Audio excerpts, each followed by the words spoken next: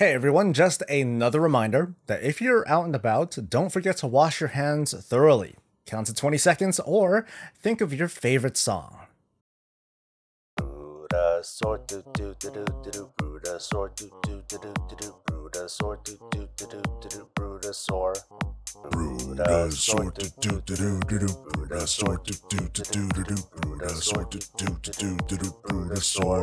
Hello everyone, this is Soul and welcome back to Warcraft Weekly, the show that could really start using some air freshener. For those of you who don't know already, your favorite Breezy is located in the greater California Bay Area, which has been on a stay-at-home lockdown since last week, I think. And now the whole freaking state is being told to stay at home, with the exception of essential services like groceries, pharmacies, and GameStop. For real though, that includes barbershops.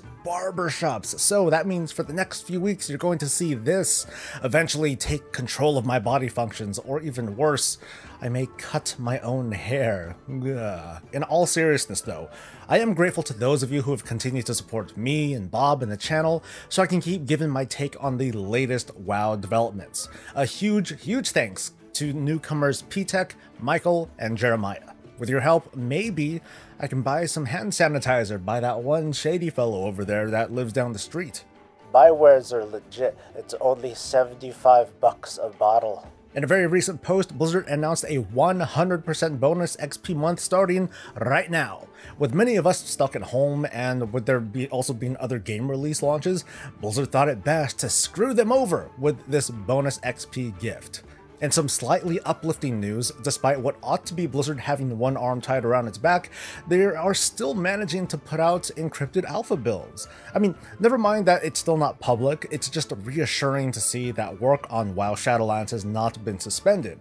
But with the entire state of California under this whole stay-at-home order, we've got to face the real possibility of Shadowlands being pushed back to later in the year or even towards 2021. Now, I know that my first thought was, ooh, great, this gives more time to make the expansion even better. Given the circumstances, though, I'm anxious if this will actually be the case. At any rate, I'm still grateful that production is still going, and I'm excited to finally dive into the alpha when the time is right. So is it time yet? No. Okay. How about now? Nope. In ny'alotha news, the Horde Hall of Fame has been filled out as of March 15th.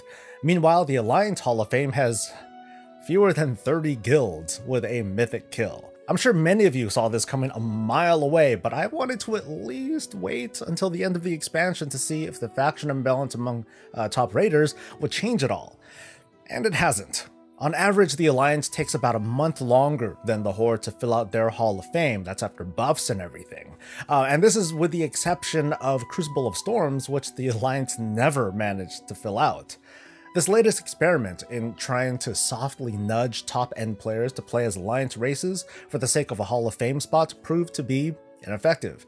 The top players play Horde, and that influence is bound to scratch the back of our minds when considering, which faction should we play as? It might be hard for some of us to admit, but being the faction with the best racials isn't everything. And being part of the faction with the top raiders or PvPers isn't everything either.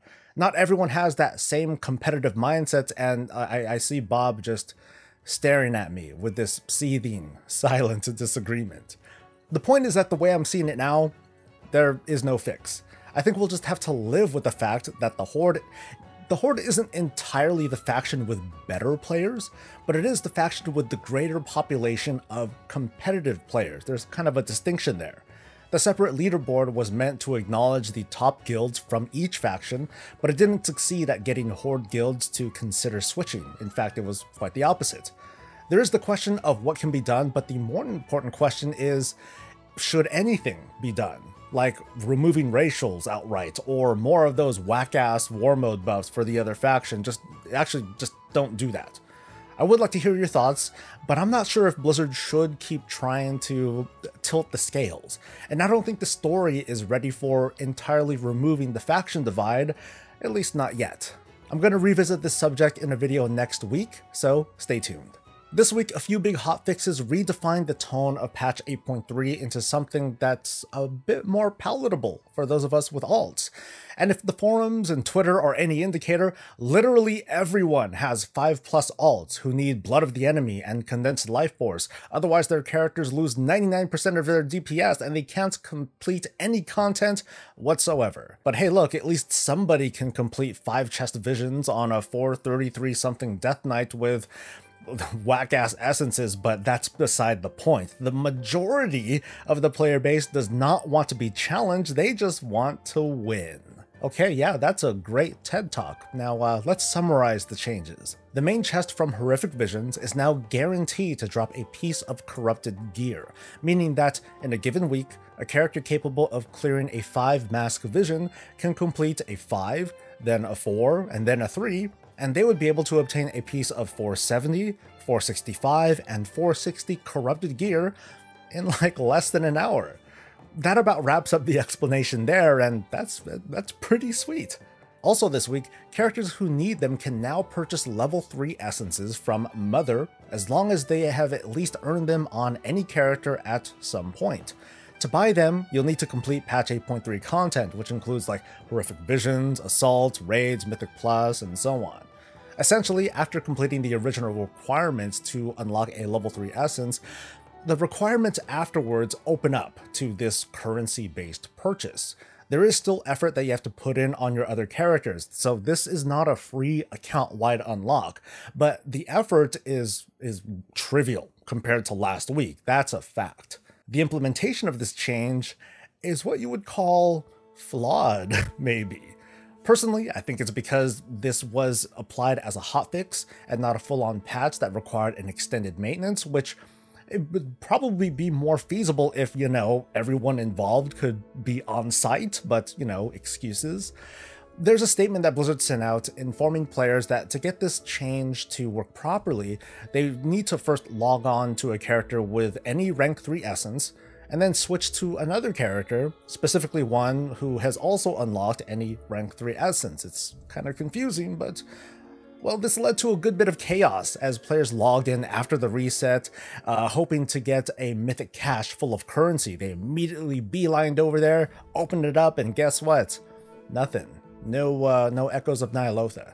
This didn't happen to me because I happened to log in and I immediately started running visions before switching to other characters, so, you know, whoop-de-doo for me. Blizzard messed this up. It sucks.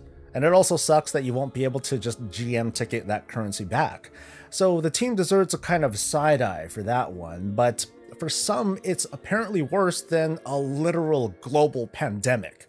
If you were one of the few who didn't get currency from your chest this week, the efforts that you put in this week were not acknowledged, I get it. But did we really put in that much more effort last week? Or are we mostly upset that we just didn't get that head start for doing the thing that we've already been doing? Like, how much time did we actually lose? Now, I'm not saying we should just roll over and be grateful that Blizzard is doing this in the first place. You just did. Shut up. I am saying that despite the inevitable comments I'm going to get about how this is the last straw, this is just one more screw up from an indie dev, yada yada yada, this flash of anger is going to almost vanish come next week, when you're likely to have most of the rank 3 essences that you've been craving. Which leads me to a conversation that I had on stream just the other day that I was tempted to turn into a video, but instead, I'll just talk about this here. Somewhere out there are loads of conversations clamoring for Blizzard to develop a World of Warcraft 2, a sequel with totally new stuff to explore, a different timeline maybe, a clean design slate where Blizzard can take the lessons they've learned over 15 years and present something new and fun before we, fans and critics, pull them in every different direction and then ruin it. I really wish I was joking. Someone asked me once what my ideal World of Warcraft would be. Like what sorts of features or talent systems or endgame progression would I want, you know, that sort of thing. I didn't give an answer then, but today my ideal World of Warcraft would have changes that aren't specific to like the game specifically, but more like its people. I do miss the days of vanilla. Not because of the old talent systems or the lack of cross-realm or when Ian was nothing more than a top player.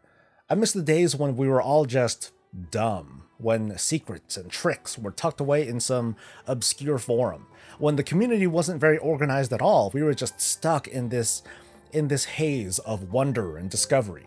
Today, we go over to Icy Veins to tell us mathematically what are the good and the bad decisions of the game. This is great for competitive players who want to go down the right path, or what they consider to be the right path, but this clashes with the other side of the player mindset that wants to discover and learn on their own. Maybe you haven't noticed, but I have been arguing that WoW and MMOs in general are about your story of self-discovery, and not an instruction manual for you to follow, unless you want to, of course. That's a very important distinction. But anyway, let's get back on topic with World of Warcraft 2. Can it be done, or should it be done? No, I don't think it's ever going to happen. And unfortunately, it's thanks to, well, us, this ravenous and insatiable community who can't help but overanalyze and data mine and have an opinion every step of the way. No non-disclosure agreement or NDA could hope to contain an alpha, and every facial expression from its game director would be broken down into a video that's no less than 20 minutes long. The Shadowlands hype has people glued to freaking background updates. The WoW Classic Beta needed regular fidelity checks from the dev team because players were really sure that their favorite private server was super accurate. The development of World of Warcraft 2 would be under a magnifying glass unlike any other that we would be holding up, myself included. And that's just the development. Imagine a new game like WoW 2, or heck, imagine any game or MMO with the kind of community that WoW has today. How long would it take to sim the best in slot gear for class progression, or talents if they had talents? How long would it take until the next Raider IO was made to raise that whole social attunement thing? How long until Warcraft logs and sims tell us who we should bring into our groups? I said no to a World of Warcraft 2, but what would turn that no into a yes? Would it be account-wide everything? Would it be no more penalties for leaving Mythic Plus early, or Sylvanas being totally dead? Not exactly. If there was going to be a World of Warcraft 2, sure, I would like a fresh story with different characters, and preferably a totally new set of land to be in, but those are all just, preferences. Let's get to what a WoW 2 really needs.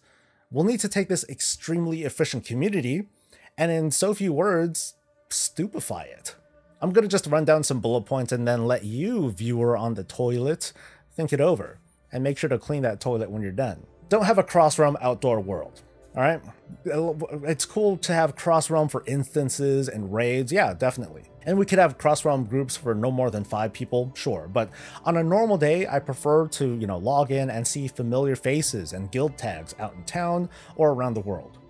No more advanced combat logging. So recount and details, gone. Warcraft logs, also gone.